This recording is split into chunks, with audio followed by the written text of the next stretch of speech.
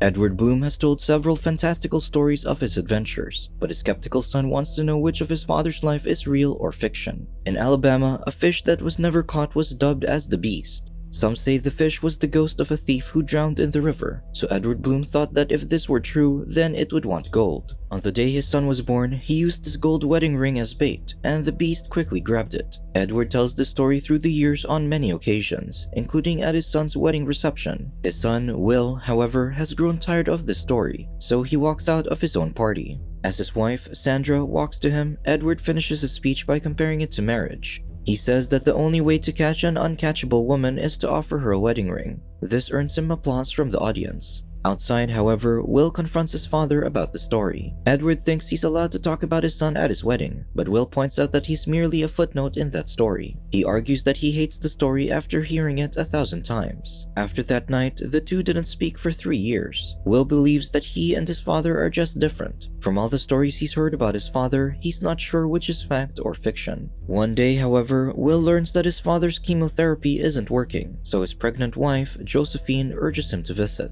With that, they fly to Alabama. During the flight, Will watches a young man make shadow puppets, reminding him of when his father used to make them for him and how Edward told Will the story of a witch. In Ashton, he and his friends, Don and Zachy, went to a swamp where a witch with a glass eye lived. Edward doubted that she was even a witch, so Don dared him to steal her eye, which was rumored to show how a person dies. Accepting the challenge, he approached the house, and before he could knock, the witch opened the door. Soon, Edward returned to his friends, but he brought the witch with him. She removed her eye patch, and Zachy saw himself falling off a ladder as an old man, while Don saw himself as a young adult having a heart attack. Scared, the two ran away. Afterward, Edward helped the witch back to her house. He shared that he worried that seeing how he'd die would ruin his mind. Still, he considered that knowing would assure him that he'll survive everything else, so he decided that he'd like to know. The witch opened her eye patch, and the young man nodded at what he saw. At present, Will and Josephine arrive at his parents' house, where they find Dr. Bennett visiting. Soon, Will goes to his father's room and greets him for the first time since his wedding. The weekend Edward thinks everyone is worrying too much since he already knows this isn't how he will die. To challenge this, Will asks what he saw in the witch's eye, but Edward says it's a surprise. His son asks for true versions of his stories, but Edward changes the topic. He comments that he doesn't like being confined, so dying is the worst thing that's happened to him. Will thought he said he wasn't dying, but Edward clarifies that he meant this isn't how he'll go because the last part is more unusual. As Will heads out, he passes by his old bedroom, remembering when he was sick in bed as a kid. To comfort him, Edward told him the story of when he found himself growing rapidly.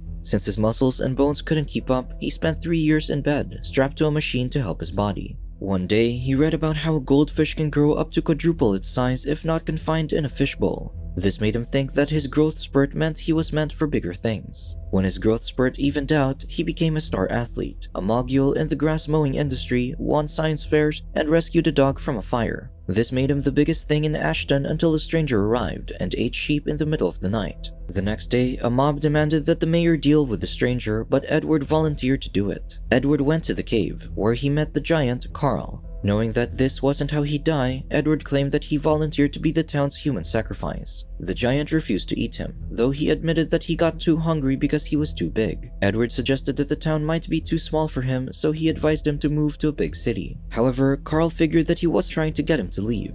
Edward admitted that he did, but he also wanted to go with them because the town was too small for his ambition. This convinced the giant to join him. As they left Ashton, Edward dared to take a supposedly haunted road to see if the story was real. He went alone while the giant took the safer route so they could meet on the other side. While walking down the foggy road, a crow stole his hat. Edward threw a stone at it, but accidentally hit a beehive. After running away, he found a warning sign for jumping spiders. Despite that, he took the path and discovered the idyllic town of Spectre. The mayor approached him and found his name on the list, claiming that he had arrived too early. He introduced Edward to the last person from Ashton who came there, Norther Winslow. As they ate, a little girl named Jenny stole Edward's shoes and threw them out of his reach. Despite this, Norther and the others assured him that it was all right. Edward stayed to understand the strange place. At night, he saw a young woman bathing in the lake, but a snake was approaching her. He swam and snatched the snake, only for the woman to dive into the water and for the snake to turn into a branch. Jenny met him by the shore, telling him that the woman was a fish no one had caught.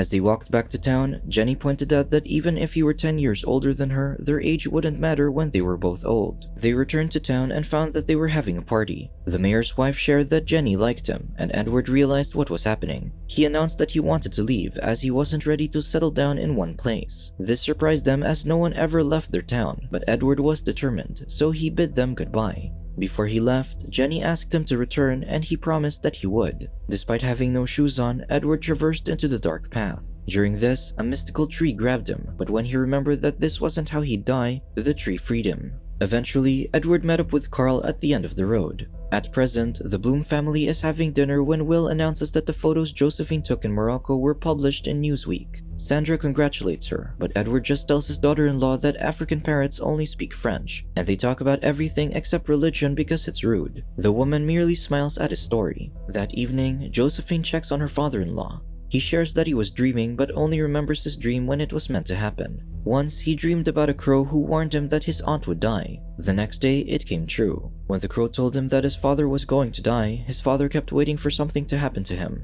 Instead, however, their milkman died because he was his real father. The story amuses Josephine. She then shares about his photos during their wedding, and Edward reveals that he didn't have pictures of his own wedding since Sandra was engaged to someone else. After leaving Spectre, Edward and Carl arrived at the Calloway Circus. The ringmaster, Amos Calloway, presented their giant, Colossus. The crowd was awed by him until Carl, who was twice his size, stepped in. Surprised, the circus workers quickly ended the show to avoid the awkwardness. As the crowd shuffled to the exit, Edward saw the young Sandra for the first time. Meeting the love of his life felt like time had stopped for him. When time moved again, it went so fast that Edward couldn't catch up to the woman. As Amos offered Carl a job in the circus, Edward returned and shared that he saw the woman he was going to marry but lost her. Fortunately, Amos recognized the girl, but he warned him that she was out of his league. Edward complained that the ringmaster didn't know him, but Amos figured that he was big in a small town, but in the real world, he was nothing. Still, he planned to find the woman, so Edward negotiated to work for free if the ringmaster told him who the woman was. With that, Amos promised to tell him something about her every month he worked, and Edward accepted. From that day on, Edward performed many tasks around the circus. After the first month,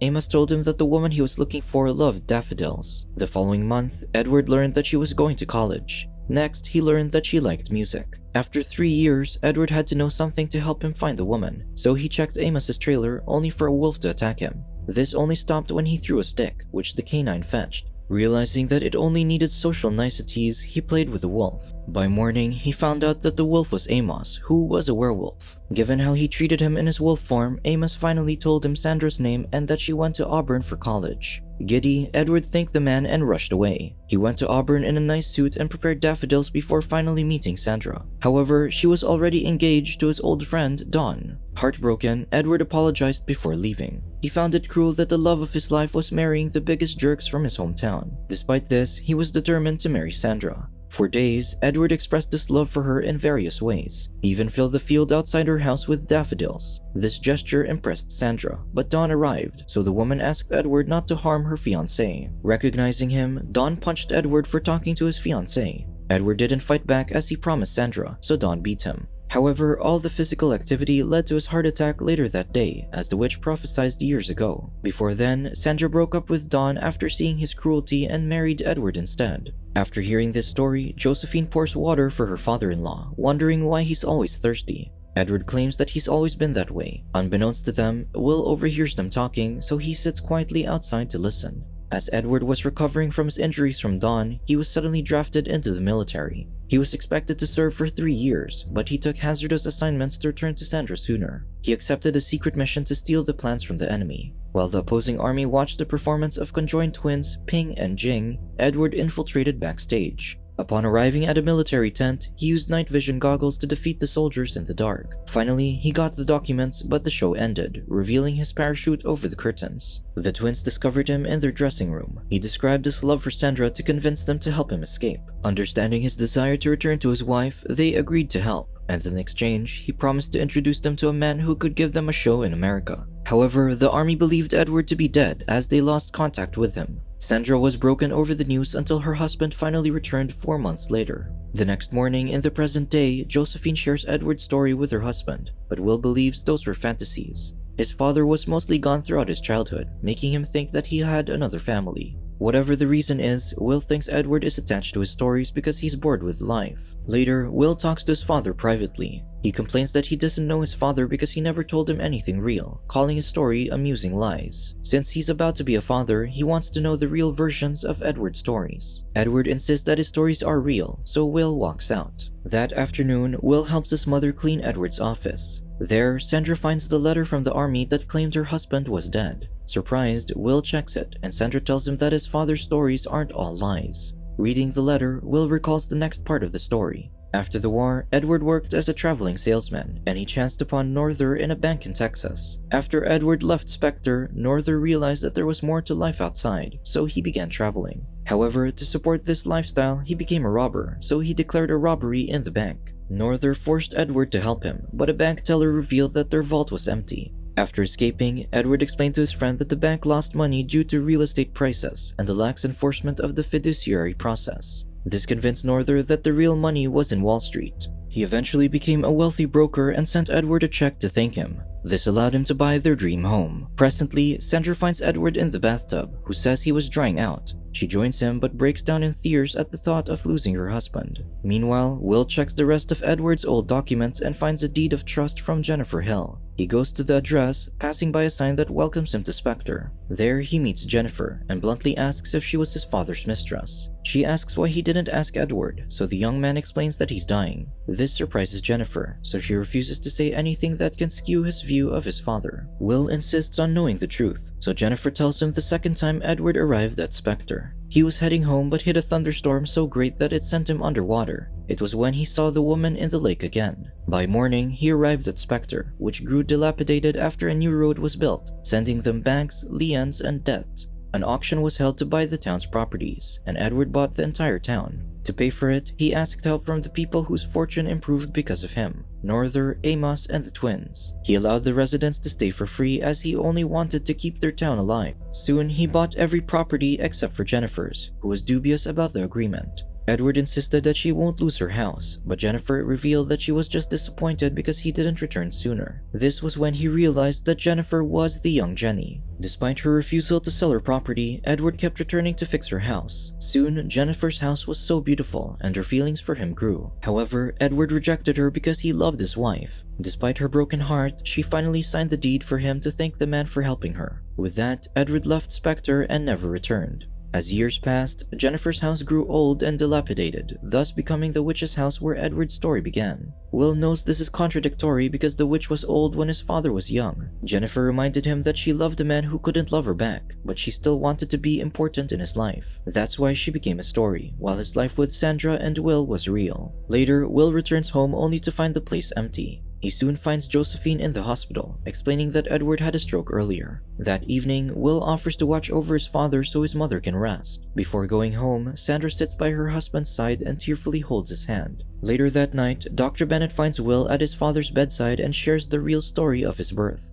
A neighbor brought Sandra to the hospital since Edward was away for business. It was a perfect delivery, and his father regretted not being there for it. The story isn't as exciting as the one Edward tells, so Dr. Bennett admits that he prefers the one with the big fish. In the middle of the night, Will sees his father waking up. He tries to tend to him, but Edward only asks him to tell him how he goes. Despite not having learned what his father saw in the witch's eye, Will understands what his father needs, so he makes up a new story. One morning, Will wakes up in the hospital and sees that Edward is feeling better. Edward insists on going out, so Will grabs the wheelchair and helps him escape. The orderlies chase them, but luckily, Sandra and Josephine arrive from the elevator. The women stall the orderlies while the father and son escape, and Edward instructs him to go to the river. They race through the streets but end up in traffic, so Carl helps clear the road. Finally, they reach the river, and everybody in Edward's stories happily greets them. Will carries his father into the water, where Edward gives his wife his wedding ring. As soon as Will drops him in the water, Edward turns into the beast. In reality, Edward Bloom passes away quietly in his hospital bed. Soon, everyone gathers for Edward's funeral, including Amos, Carl, Ping, Jing, and Norther. After the funeral, the people in Edward's stories share their tales with one another. Years later, Will's son recounts his grandfather's adventures to his friends. Will has accepted them as part of their lives, knowing that despite them being laced with fantasy, they were still the story of his father's life. Thus, Edward lives on, immortalized in his wondrous tales. Subscribe to watch more videos like this, turn on notifications and leave a like to help the channel out. Thank you for watching.